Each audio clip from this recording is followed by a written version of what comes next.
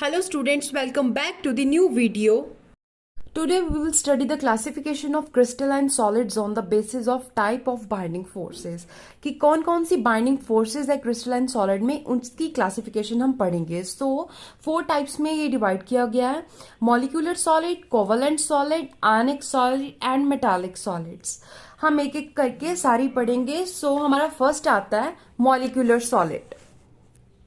इसमें जो constituent particles होते हैं वो बेसिकली मॉलिक्यूल्स होते हैं, इसलिए इसका नाम रखा गया मॉलिक्यूलर सॉलिड. एग्जांपल्स है जैसे कार्बन डाइऑक्साइड और वाटर. इसमें जो फोर्सेस है वो कौन कौन सी होती हैं? डिस्पर्जन फोर्सेस, या इसको हम लंडन फोर्सेस भी बोलते हैं. ये सबसे वीक फोर्सेस होती हैं. उसके बाद आती है डायपोल डायपोल फोर्सेस, जो डायपोल्स बनने के कारण होती हैं. और हाइड्रोजन फोर्सेस और हाइड्रोजन बॉन्ड्स भी बनते हैं इसमें. जो मॉलिक्यूलर सॉलिड है that is further classified into 3 types. The first one is non polar molecular solid, second आ जाता है पोलर मॉलिक्यूलर सॉलिड, और थर्ड होता है हाइड्रोजन बॉन्डेड मॉलिक्यूलर सॉलिड. तो हमारा फर्स्ट आता है नॉन पोलर मॉलिक्यूलर सॉलिड.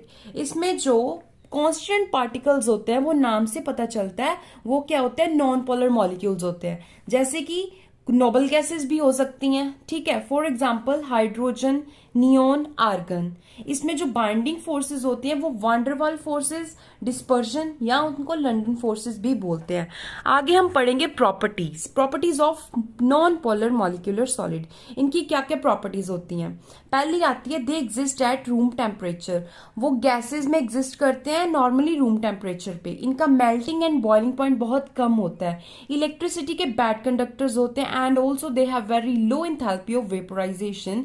अभी वेपोराइजेशन की लो एंथैल्पी क्यों होती है? क्योंकि उनमें जो बाइंडिंग फोर्सेस होती हैं दैट आर वेरी वीक, वो बहुत वीक होती हैं. अगला आ जाता है हमारा पोलर मॉलिक्यूलर सॉलिड. इसमें जो कांस्टेंट पार्टिकल्स होंगे, ये भी नाम से पता चल रहा है कौन से मॉलिक्यूल्स होंगे, पोलर मॉलिक्यूल्स होंगे. अभी कैसे होते हैं, जैसे मैंने एग्जांपल दी हुई है हाइड्रोजन और क्लोरीन लिया. इसकी जो इलेक्ट्रोनेगेटिविटी है क्लोरीन की that is more than the hydrogen.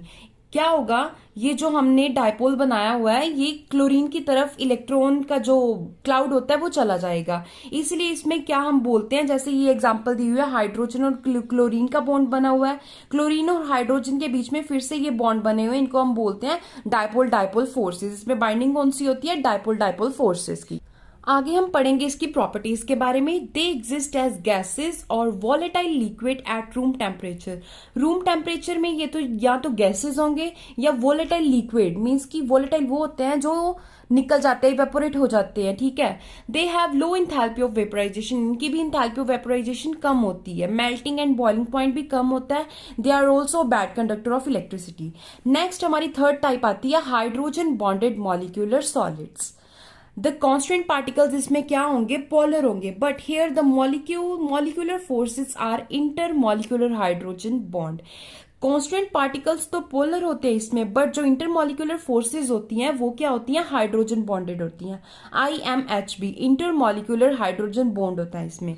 For example HF, hydrogen fluoride, water, ammonia की एग्जांपल दी हुई है इसमें. ये देखो HF में के मॉलिक्यूल में जो है उसमें क्या है? IMHP, ये वाला बॉन्ड बना हुआ है.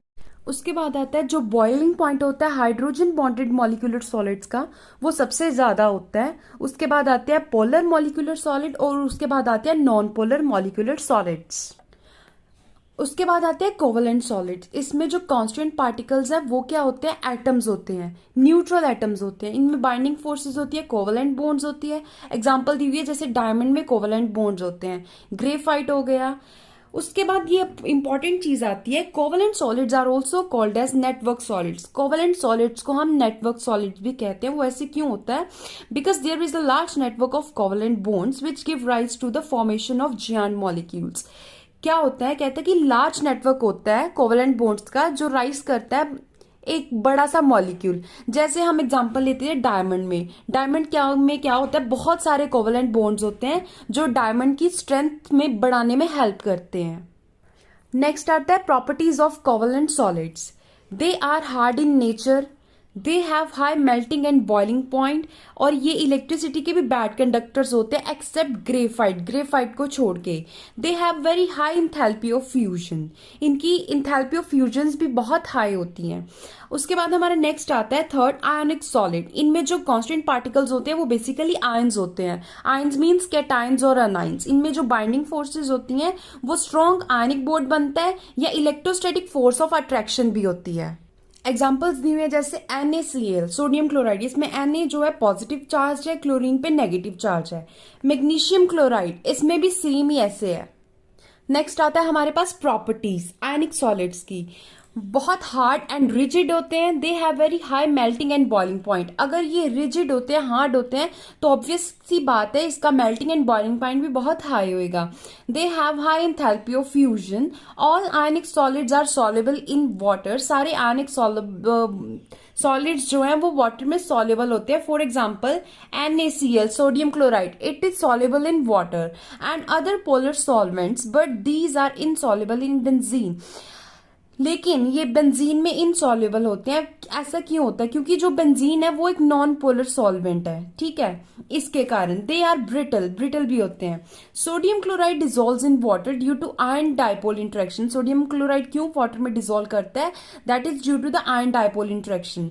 These are bad conductor of electricity. Electricity के बैड कंडक्टर्स होते हैं। इलेक्ट्रोलाइट्स भी होते हैं। आयनिक सॉलिड्स में क्या होता है? आयन्स प्रेजेंट होते हैं but they are not free to move. लेकिन वो फ्री नहीं होते मूव करने के लिए, because they are held together by very strong ionic bonds. बहुत टाइटली पैक्ड होते हैं और स्ट्रॉन्ग आयनिक बॉन्ड से हेल्ड भी होते हैं, इसलिए ये इलेक्ट्रिसिटी भी कंडक्ट नहीं कर पाते। क्योंकि क्या होता है, ये अपनी ओरिजिनल स्टेट में इलेक्ट्रिसिटी कंडक्ट नहीं कर पाते बिकॉज इनके जो इलेक्ट्रॉन्स है वो फ्री नहीं होते। However they conduct electricity either in molten और एक्वस स्टेट। ये इलेक्ट्रिसिटी तभी कंडक्ट करते हैं जब इनकी स्टेट मोल्टन होती है या फिर एक्वस स्टेट होती है। इन द मोल्टन और aqueous state the ionic bond get broken. क्या होता है, जब आयन मोल्टन स्टेट या एक्वस स्टेट हो जाती है, जो इनमें आयनिक बॉन्ड्स होते हैं वो ब्रेक कर जाते हैं। उससे क्या होता है, जो आयन्स होते हैं वो फ्रीली मूव कर सकते हैं। उसके बाद जब आयन्स ही फ्री मूव करेंगे, इलेक्ट्रॉन्स फ्री मूव करेंगे, तो इलेक्ट्रिसिटी भी इजिली कंडक्ट हो जाएगी। ऐसे मटेरियल्स को हम इलेक्ट्रोलाइट्स बोलते हैं।